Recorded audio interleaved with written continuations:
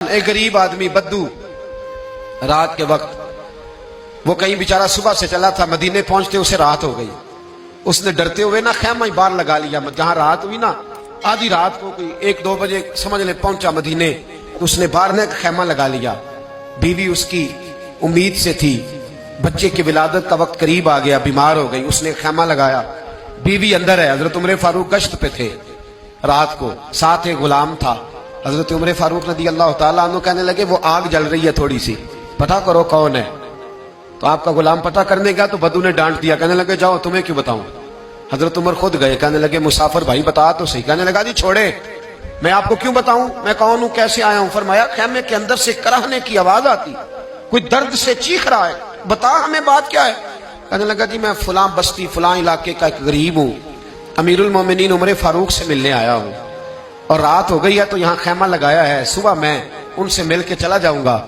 تو رات کو تکلیف دینا پسند نہیں کیا، تو میری بیوی امید سے تھی، اب بچے کی ولادت کا وقت قریب ہے، پاس کوئی نہیں. حضرت عمر کہنے لگے تو ٹھہر میں ابھی آیا. چہرے پہ نقاب ہے، اسے بتایا نہیں میں ہی امیر المومنین. عمر دوڑے گئے اپنی زوجہ سے، کہنے لگے اگر تجھے بہت بڑا اجر مل رہا ہو تو حاصل کرے گی. کہا کروں گی. تو کہنے لگے چل پھر میرے ساتھ، بہت بڑا اجر ہے. ایک دوست کے ہاں ولادت کا وقت ہے، ضرورت کی چیزیں ساتھ لے لو. اس عورت نے تھوڑے دانے لے لیے، گھی لے لیا. حضرت عمر سے کہنے لگی لکڑیاں اکٹھی کر لیں. امیر المومنین، کونسلر کی بات نہیں بتا رہا آپ کو، میں آپ کو ایم پی اے کی بات نہیں بتا رہا، ایم این اے کی بات نہیں بتا رہا، جو 10 گاؤں کو ملا کے چیئرمین بنا اس کی بات نہیں بتا رہا. اس کی بات بتا رہا ہوں جو 22 لاکھ مربع میل کا حکمران ہے. اس کی بات بتا رہا ہوں جو گلی سے گزرے تو شیطان رستہ ہی بدل جاتا ہے.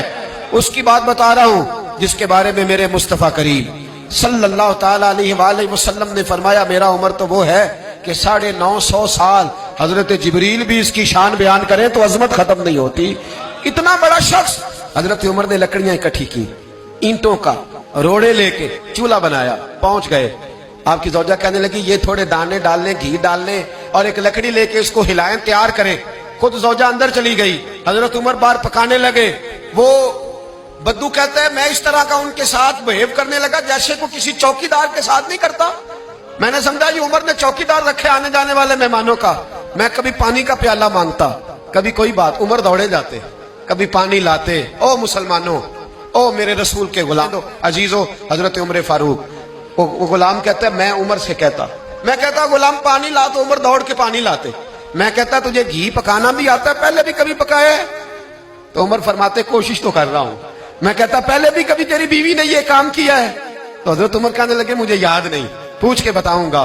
کہتے ہیں کیا رنگ تھا، کیا انداز تھا، کیا مصطفیٰ کی تربیت تھی، کیا انداز حضور نے سکھائے غلاموں کو. یہ کس طرح کا امیر ہے کہ یہ ہنڈیاں پکا رہا ہے، پھونکے مار رہا ہے ایک غریب کے لیے، دیہاتی کے لیے جسے جانتے بھی نہیں. اندر اس شخص کی بیوی کے ہاں بیٹا پیدا ہوا تو حضرت عمر کی بیوی اندر سے بول کے کہنے لگی امیر المومنین مبارک ہو، آپ کے دوست کے ہاں بیٹا پیدا ہوا ہے. جب کہا نا امیر المومنین مبارک ہو تو وہ شخص کہتا ہے میرے ہاتھ کانپنے لگے اور میں اس طرح دوڑا کہ میری پگڑی گر گئی. میں دوڑا تو عمر نے بلایا، کہا کدھر جاتے ہو؟ کہنے لگا آپ امیر المومنین ہیں، آپ امیر المومنین، آپ عمر ہیں. کیسر و کسرا جس کے نام سے کانپے آپ وہ ہیں، جسے مصطفیٰ نے دعا مانگ کے اللہ سے مانگا وہ والے عمر ہیں آپ، جس کے لیے علی المرتضیٰ فرماتے ہیں میں روز دعا کرتا ہوں وہ والے عمر ہیں، جس کے بارے میں ابو بکر صدیق نے فرمایا تھا کہ میں اللہ سے کہوں گا مولا جو تیرے محبوب کی امت کے حق میں سب سے بہتر تھا میں اسے خلیفہ بنا کے وہ والے عمر ہیں. عمر امیر المومنین کی بیوی وہ تو خاتون اول ہوتی ہے، وہ تو ملکہ ہوتی ہے، اور تیری بیوی دائی بن کر ایک غریب کے بچے کے پاس بیٹھی رہی ولادت کے وقت. عمر امیر المومنین ہو کے تیری داڑھی ساری دھومے سے بھر گئی تو ڈیوٹی کرتا رہا.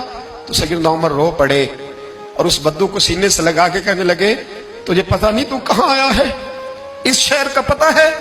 اس نے کہا حضور کہاں ہے؟ فرمایا یہ میرے نبی کا مدینہ ہے، یہ مصطفیٰ کا مدینہ ہے. یہاں امیروں کا استقبال نہیں ہوتا، یہاں غریبوں کے استقبال ہوتے. یہاں حضور نے اس اسٹیٹ پہ میرے رسول پاک نے وہ والا رنگ دیا ہے کہ اب غریب سر اٹھا کے جینے لگے ہیں، اب مزدوروں کو عزتیں ملنے لگی ہیں، اب یتیموں